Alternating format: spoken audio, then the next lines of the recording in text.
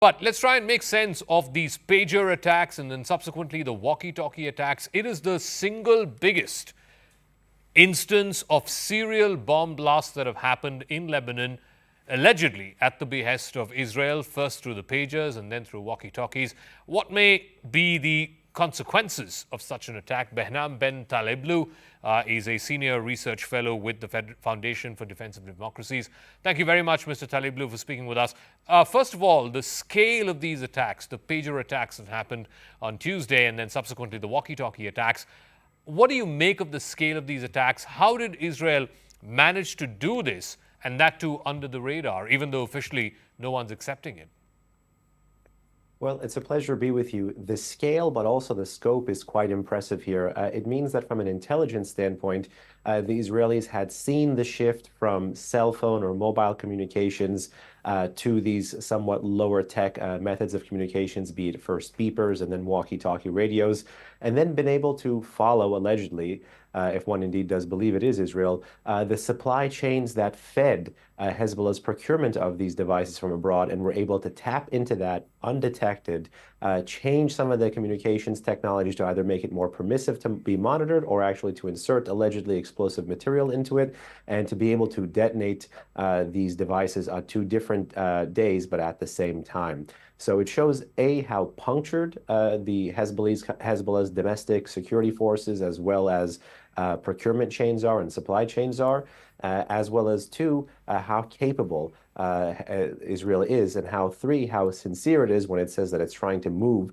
its 60 to 80,000 internally displaced persons back to their northern border to get a semblance of a new normal back there, and to get Hezbollah to stop firing at them. Because the ultimate goal here, in my view, is to get Hezbollah to understand that it can't win this confrontation despite the blows that it seeks to land.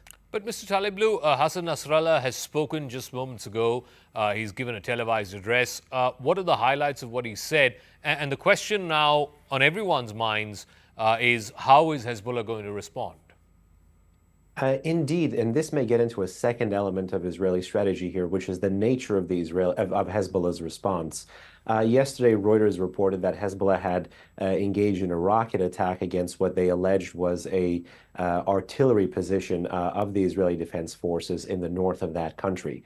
While that attack hasn't been officially confirmed, it's interesting that Hezbollah has not launched some kind of an all-out, all-scale war against Israel in this time. One reason why that may actually not play well for the Israeli strategy here is that Israel may have hoped that in an attempt to have Hezbollah save face, they would react in such a way that would cause them to lose their head. So I think Hezbollah's speech is going to be vitriolic, full of invective, full of talk about revenge.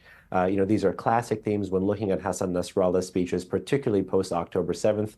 Lest we forget, on October 8th, Hezbollah was the first of Iran-backed proxies to enter the fight against Israel. But in terms of reality, I think Hezbollah in the short to medium term is going to try to continue the tit-for-tat and avoid playing into what potentially they may assess to be a larger trap to get them to react bigger so that Israel can respond even harder. But Mr. Taleblu, next week is the UN General Assembly. We know that Netanyahu is going to be there in New York. He's going to meet with President Biden as well as others.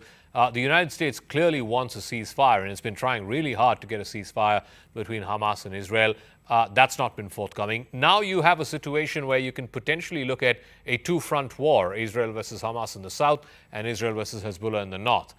Is Israel ready for that? And is the world and America ready for that?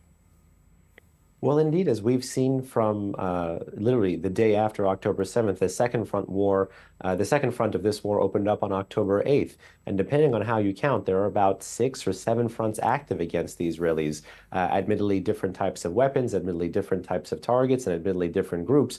But whether it's the Islamic Republic of Iran or any of its myriad proxy networks, be it operating in the West Bank, in Lebanon, via Syria, via Iraq, or even via Yemen, this is a larger multi-front war that the Islamic Republic has intentionally brought to Israel's doorstep. So whether or not Israel is ready politically or logistically is an entirely separate question from this war is already on its doorstep. And that's why I think any kind of distance, be it political, be it logistic, between Israel and America as they push back on, or as Israel pushbacks on shared adversaries of the U.S. and of Israel in the region, would be counterproductive and only redound to the dividend of someone else who will be at the UNGA, at least on Tuesday, which is the Iranian president, Mr. Pezeshkian.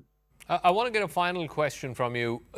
How do you see the foreseeable sort of trajectory of this war? Because clearly, one view is that Netanyahu is shifting the goalpost. First, of course, it was to decapitate Hamas, to ensure that Hamas doesn't have the capability to launch the attack that it did on the 7th of October last year. That then changed to the Philadelphia corridor to push Hamas and everybody out of Gaza. Now this whole thing about repopulating the northern territories, and that opens up a front with Hezbollah. We have seen week in, week out the kind of protests against Netanyahu. The view, including within folks in the Biden administration, is that Mr. Netanyahu is sort of changing the goalpost for his own political survival. So what's the foreseeable future, the next 2 months of this war? What is it looking like ahead of the U.S. election? Well, it's an important question, but all trend lines indicate that Israel is indeed interested in doubling down on the north and slowly trying to phase down operations in the south. But lest we forget, many of the things that you mentioned, whether it's the Philadelphia corridor or the different cities that they were pushing back on, first Gaza City, then Khan Yunis, then ultimately Rafah, and then again, there was significant political tension between the Netanyahu government and the Biden administration here over the scale and the scope of the IDF operations in Rafah. But again, based on public reporting, that it seems to be winding down. Those are more tactical goals. I think the strategic goals for Israel post-October 7 remains the same, which is the destruction of Hamas to the extent that they don't have a military capability to be able to pose the same kind of threat that they posed to Israel on October 6 and October 7, and then ultimately to get the hostages back. And that is where there is significant domestic tension between much of the population and the Netanyahu cabinet within Israel.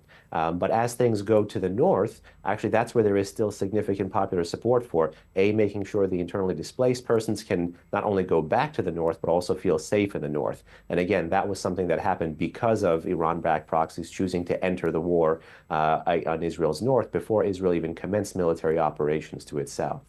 All right, Mr. Behnam Ben Taleblu, thank you very much for speaking with us here on CNN News 18. Thank you for your time.